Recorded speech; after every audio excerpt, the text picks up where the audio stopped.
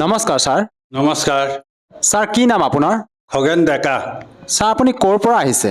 মৰিগাঁও জিলা গেৰুৱাৰ পৰা আহিছোঁ। ছাৰ আপুনি কি কৰে? মই অৱসৰপ্ৰাপ্ত শিক্ষক। আপুনি সন্ত ৰামপাল গুৰু মহাৰাজৰ পৰা নাম দীক্ষা কেতিয়া লৈছিল? 2019 চনৰ 29 ডিচেম্বৰত লৈছিলোঁ। সন্ত ৰামপাল গুৰু মহাৰাজৰ পৰা নাম দীক্ষা লোৱাৰ আগতে আপুনি কেনেধৰণৰ ভক্তি সাধনা কৰিছিল? মই আগতে 27 বছৰ কৃষ্ণগুৰুত আছিলোঁ। কৃষ্ণ গুণানুৰ কীৰ্তন কৰা, নাম কীৰ্তন কৰা আৰু কৃষ্ণগুৰুৰ নাম লোৱা তাকে কৰি আছিলোঁ। ছাৰ আপুনি ক'লে যে আপুনি সন্ত ৰামপাল গুৰু মহাৰাজৰ পৰা নাম দীক্ষা লোৱাৰ আগতে আপুনি কৃষ্ণ গুৰু পন্থত আছিলে, হিন্দু সমাজত প্ৰচলিত পৰম্পৰা হিচাপে ভক্তি সাধনা কৰি আছিলে। সেই সাধনা কৰি থকা পিছত ছাৰ আপুনি কিবা লাভ পাইছিলনে?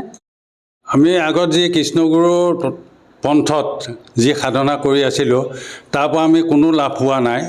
আমি নোলোৱাৰ আগত যি আছিলোঁ কৃষ্ণগুৰুৰ নাম লোৱাৰ পাছতো সেই একেই আছোঁ, কিন্তু তাৰ কোনো পৰিৱৰ্তন হোৱা নাছিলে। শাৰীৰিক হওক, মানসিক হওক, আধ্যাত্মিক হওক, তাৰ পৰা কোনো লাভ পোৱা নাই। আপুনি সন্ত ৰামপাল গুৰু মহাৰাজৰ শৰণলৈ কিয় আহিব লগা হ'ল ছাৰ? যেতিয়া মই এদিন চাৰিআলিত বহি আছিলোঁ, এনেতে তত্ত্বদেশী সন্ত ৰামপাল গুৰু মহাৰাজৰ কেইজনমান ভক্তই পুস্তক সেৱাত আহিছিল আৰু তেওঁলোকে মোক পুস্তক যাচিছিল। মই অনিচ্ছা স্বত্বেও সন্ত ৰামপালজী মহাৰাজৰ লিখিত গীতা তোমাৰ জ্ঞান অমৃত এই কিতাপখন ল'লোঁ। লৈ পেলাই মই অধ্যয়ন কৰিলোঁ। অধ্যয়ন কৰাতহে মোৰ জ্ঞান ঘূৰি আহিল যে প্ৰকৃত শাস্ত্ৰত গীতা বা বেদত কি আছে, আমাৰ গুৰুবিলাকে আমাক কি দি আছে, আমি কি কৰি আছোঁ, তেতিয়াহে মোৰ এই জ্ঞানটো আহিছিল। আৰু এষাৰ কথা আপোনাৰ পৰা জানিব বিচাৰিম ছাৰ, আমাৰ অসমতো বিভিন্ন আধ্যাত্মিক শ্ৰদ্ধালু গুৰু আছে আৰু ভাৰতবৰ্ষতো লাখৰ তুলনাত গুৰু আছে। তেনে ক্ষেত্ৰত ছাৰ আপুনি সন্ত ৰামপাল গুৰু মহাৰাজকে যে গুৰু হিচাপে ধাৰণ কৰিলে, অসমৰ অন্য গুৰুৰ ওচৰলৈ আপুনি যাব পাৰিলে হয় দীক্ষা ল'বৰ বাবে, কিয় আপুনি সন্ত ৰামপাল গুৰু মহাৰাজকে গুৰু হিচাপে ধাৰণ কৰিলে ছাৰ? এইটো শাস্ত্ৰত আছে, গীতা শাস্ত্ৰত আছে 16 নম্বৰ অধ্যায় 23 নম্বৰ শ্লোকত যে শাস্ত্ৰবিধি অনুসাৰে যি পুৰুষে ভক্তি সাধনা যদি নকৰে, মন মনা আচৰণে যদি ভক্তি সাধনা কৰে, তেওঁ কোনো লাভ হ'ব নোৱাৰে। কিন্তু আমি যি সাধনা কৰি আছিলোঁ সেই সাধনা আমি শাস্ত্ৰ কোনো সন্মত নহয়, কোনো শাস্ত্ৰত কৃষ্ণগুৰুৰ নাম নাই, এই কথাটো আমি উপলব্ধি কৰিব পাৰিলোঁ। আৰু আপুনি আগতে যি সাধনা কৰি আছিলে আৰু বৰ্তমান যি সাধনা কৰিছে, সেই সাধনাৰ মাজত পাৰ্থক্য কি ছাৰ? আপুনি আগতে যিবিলাক কৰি আছিলে সেই সাধনা আৰু বৰ্তমানৰ সন্ত ৰামপাল গুৰু মহাৰাজে আপোনাক যি প্ৰদান কৰিছে তাৰ মাজত কি পাৰ্থক্য ছাৰ? কৃষ্ণগুৰুত সাধনা কৰি থাকোঁতে ধৰ্ম হ'ল সত্য আৰু অহিংস, তাৰ পৰা পৰিৱৰ্তন হ'ব লাগে। কিন্তু কৃষ্ণগুৰুত থাকোঁতে নে আমি সন্ত হ'ব পাৰিলোঁ, নে অহিংস হ'ব পাৰিলোঁ, নে নিচামুক্ত হ'ব পাৰিলোঁ, নে শাকাহাৰী হ'ব পাৰিলোঁ। কিন্তু সন্ত ৰামপাল মহাৰাজৰ চৰণলৈ অহাৰ লগে লগে আমি শাকাহাৰী হ'ব পাৰিছোঁ, নিচামুক্ত হ'ব পাৰিছোঁ আৰু অহিংসাই পৰম ধৰ্ম, ইয়াক আমি সঠিকভাৱে পালন কৰিব পাৰিছোঁ আৰু জীৱ হত্যা আৰু জীৱ হিংসা তাৰ পৰা আমি আঁতৰি থাকিব পাৰিছোঁ। আৰু সন্ত ৰামপাল গুৰু মহাৰাজে প্ৰকৃততে কেনেধৰণৰ ভক্তিবিধি প্ৰদান কৰে আপোনালোকক, যাৰ দ্বাৰা নেকি আপোনালোকে ইমানবোৰ লাভ পাব পাৰিছে? কেনেদৰে সম্ভৱ ছাৰ? তত্ত্বদেশী সন্ত ৰামপাল মহাৰাজে যি ভক্তি সাধনাৰ কথা উল্লেখ কৰিছে, তেওঁ আমাৰ যিবিলাক সৎগ্ৰন্থ আছে সেই সৎগ্ৰন্থবিলাকত থকা তত্ত্ববিলাক আঙুলি দি দেখুৱাই গৈছে যে আমি কেনেকৈ পৰমাত্মাক পাব পাৰিম, আমি কি সাধনা কৰিব লাগিব, কেনেধৰণৰ আমি গুৰু ল'ব লাগিব, এই কথাখিনি আমি তেওঁৰ পৰা অৱগত হৈছে। আমি সেইমতে সাধনা কৰি আছোঁ। আৰু আপোনালোকৰ সন্ত ৰামপাল গুৰু মহাৰাজে পৰমাত্মা বুলি কাক স্বীকৃতি দিয়ে? এই কথাটো পৰমাত্মা তত্ত্বদেশী সন্ত গুৰু ৰামপাল মহাৰাজৰ পৰা আমি এই কথা অৱগত হ'ল যে জ্ঞান গংগা পুস্তক পঢ়ি পেলাই আৰু গীতা তোমাৰ জ্ঞান অমৃত, তাৰ পৰা আমাৰ এইটো বুজিব পাৰিলোঁ যে কবিৰ পৰমাত্মা যে প্ৰকৃততে পৰমাত্মা, তেওঁ অবিনাশী, তেওঁৰ জন্ম মৃত্যু নাই, তেওঁ অজন্মা আৰু তেওঁ যেতিয়া প্ৰয়োজন হয়, পৃথিৱীত যেতিয়া অধৰ্ম হয় আৰু দুষ্টক দমন কৰিবৰ কাৰণে আৰু শান্তি স্থাপন কৰিবৰ কাৰণে তেওঁ সুখৰিয়ে আহে আৰু সুখৰিয়ে যায়। এই কথাখিনি তেতিয়াৰ পৰা আমি অৱগত হ'লোঁ। আৰু তাত উল্লেখ আছে বেদত যে কবি পৰমাত্মাই হ'ল পৰমেশ্বৰ হয়। এই কথাটো বেদত আমি সন্ত ৰামপাল গুৰু মহাৰাজে এই কথাটো আমাক উল্লেখ কৰি দেখুৱাই দিছে। আমি সেইটো চাইছোঁ আৰু সেই প্ৰমাণটো আমি তাতো পাইছোঁ। আৰু আমাৰ অসমত যিজনা গুৰু শংকৰ গুৰুজনে যেতিয়া দ্বিতীয়বাৰ তীৰ্থ ভ্ৰমণলৈ গৈছিল, তেতিয়া তেওঁ তাত এটা মই কথা পালোঁ যে কবিৰ ভেটি দৰ্শন, সকলোৱে কৈ আছিল যে কবি যৌৱন অৰ্থাৎ মানে মুছলমান, যদি মুছলমানে হয় তেতিয়াহ'লে গুৰুজনাই শংকৰ গুৰুজনাই কবিৰ ভেটিত দৰ্শন কৰি দণ্ডবোধ কিয় কৰিলে, এই প্ৰশ্নটো আহিল। কিন্তু তাৰ পাছত গম পালোঁ এজন শিষ্যই ৰামৰায় নামে এজনে তেওঁ তাত দণ্ডবোধ নকৰিলে মুছলমান বুলি, কিন্তু বাকী সকলোৱে দণ্ডবোধ কৰি পেলাই গুচি আহিল।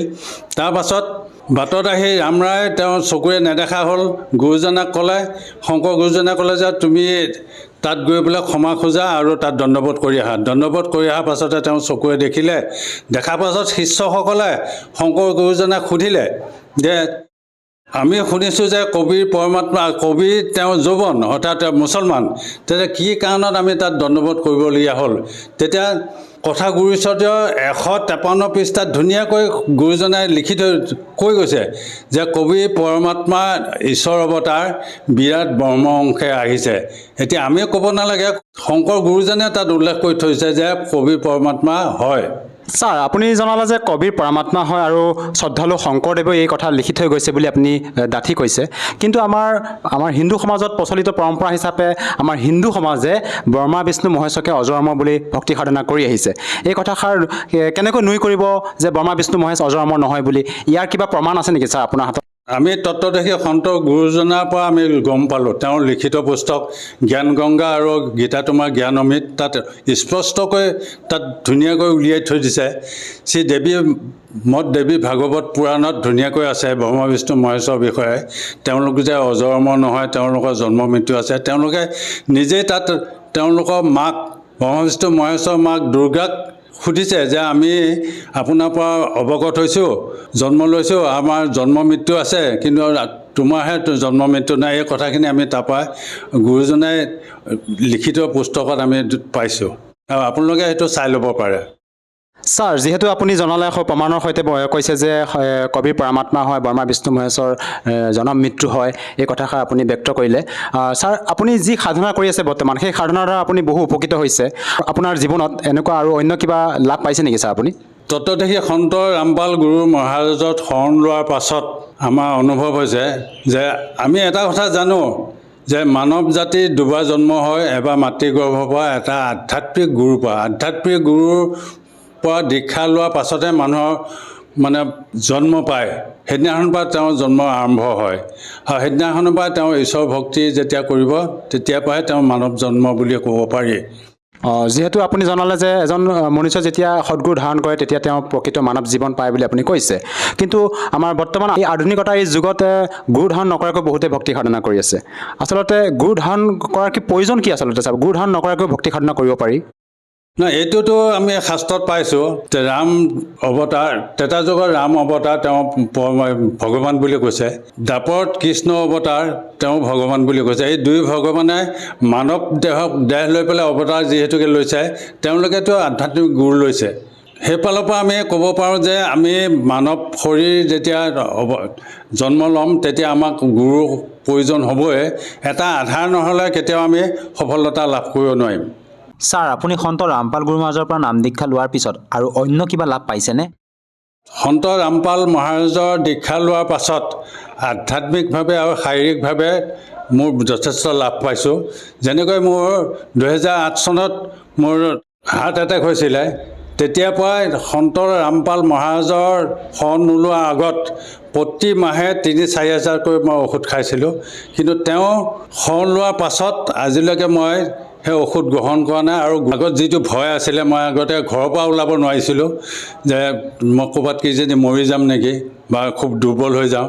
কিন্তু এতিয়া পৰমাত্মাৰ দীক্ষা লোৱাৰ পাছত, প্ৰকৃত ভগৱান পোৱাৰ পাছত এতিয়া এনেকুৱা এটা মানে শৰীৰৰ বল পাইছোঁ যে বিন্দাছ ঘূৰি ফুৰিছোঁ, কিন্তু কোনো ধৰণৰ অসুবিধা হোৱা নাই আজিলৈকে ঔষধ নোখোৱাকৈ। ছাৰ, এইটো আচৰিত কথা, এজন সন্তৰ পৰা নাম দীক্ষা লোৱাৰ পিছতে আপোনাৰ হৃদৰোগত যি বহুত দিন ধৰি আপুনি আক্ৰান্ত হৈ আছিলে, কিন্তু সেই মাৰাত্মক ৰোগৰ পৰা আপুনি পৰিত্ৰাণ পাইছে তেখেতৰ পৰা নাম দীক্ষা লোৱাৰ পিছতে। এইটো কেনেকৈ সম্ভৱ ছাৰ? আচলতে কি ভক্তি বিধি প্ৰদান কৰে আপোনালোকক সন্ত ৰামপাল গুৰু মহাৰাজে, যাৰ দ্বাৰা নেকি আপুনি উপকৃত হৈছে? নহয়, এইটো হ'ল মানে শাস্ত্ৰৰ সত্য ভক্তি। আদি সনাতন ধৰ্ম যিটো আছিল, আমি বৰ্তমান সমাজবিলাকে বৰ্তমান গুৰুবিলাকে যিবিলাক ভক্তি সাধনা কৰি আছে কিন্তু সেই ভক্তি সাধনা আদি সনাতন ধৰ্মত এই ৰাম কৃষ্ণ এইবিলাক জন্ম নোহোৱাৰ আগত কি ধৰ্ম আছিলে আৰু কেনেধৰণৰ ভক্তি সাধনা কৰিছিল যেনেকৈ এতিয়া এতিয়া দশৰথ পুত্ৰক ৰামক মানুহে পূজা কৰে কিন্তু যিজনে ৰামায়ণ লিখিছিল ৰত্নাকৰ দৈছুৱে তেওঁতো ৰাম নাম লৈ পেলাই বাল্মীকি হৈছিল তেতিয়াহ'লে তেওঁ কোন ৰামৰ নাম লৈছিল তো ইয়াৰ পৰা প্ৰমাণ হয় যে আদি ৰাম এজন আছে যিজন ৰামক পূজা কৰিলেহে আমি মানে সফলতা লাভ কৰিব পাৰিম আৰু সেই ৰামই বৰ্তমান পূজা কৰিবলৈ বিধিয়ে আমাৰ তত্ত্বদৰ্শী সন্ত ৰামপাল গুৰুজনাই দিছে আৰু সেইমতে আমি ভক্তি সাধনা কৰি উপকৃত হৈছোঁ ছাৰ আপোনাৰ দৰে যদি কোনো ব্যক্তিয়ে ধৰক উপকৃত হ'ব বিচাৰে বা কোনো সমস্যাত ভুগি আছে আৰ্থিকভাৱে দুৰ্বল তেওঁলোকে চিকিৎসা কৰিব পৰা নাই মৃত্যুৰ সৈতে যুঁজি আছে তেওঁলোকৰ বাবে আপুনি কি বাৰ্তা দিব খোজে তেওঁলোকে যাতে আপোনাৰ দৰেই উপকৃত হ'ব পাৰে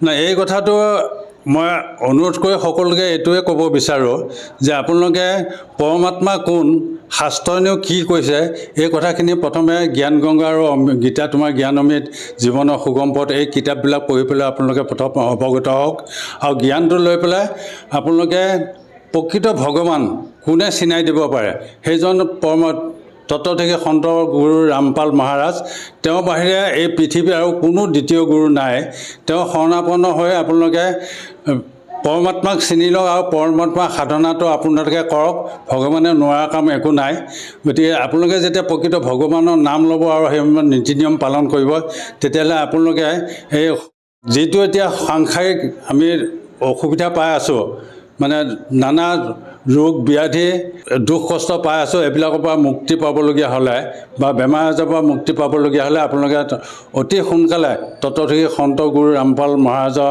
শৰণলৈ আহক আহি ভক্তি সাধনা কৰক ছাৰ যদি কোনো লোকে সন্ত ৰামপাল গুৰু মহাৰাজৰ পৰা নাম দীক্ষা ল'ব খোজে কেনেকৈ ল'ব পাৰিব আজিকালিতো মোবাইলৰ যুগ মোবাইলত ইউটিউবলৈ আপোনালোকে যাওক তাত সন্ত ৰামপালজী মহাৰাজ বুলি পেলাই চাৰ্চ কৰক সেই চাৰ্চ কৰিলে তেখেতৰ সৎসংগ আহিব সেই সৎসংগৰ তলত নম্বৰ আহিব সেই নম্বৰত ফোন কৰিলে ওচৰত কোন নামদান কেন্দ্ৰ আছে সেই নামদান কেন্দ্ৰৰ অনুসন্ধান পাব আৰু তালৈ গৈ পেলাই আপোনালোকে নাম দীক্ষা ল'ব পাৰিব নাম দীক্ষা লওঁতে ছাৰ টকা পইচা কিবা লোৱা হয় নেকি নাম দীক্ষা ল'বলৈ কোনো টকা পইচা দৰকাৰ নহয় সেইটো বিনামূলীয়াকৈ নাম দীক্ষা ল'ব পাৰি ধন্যবাদ থাকিল ছাৰ ধন্যবাদ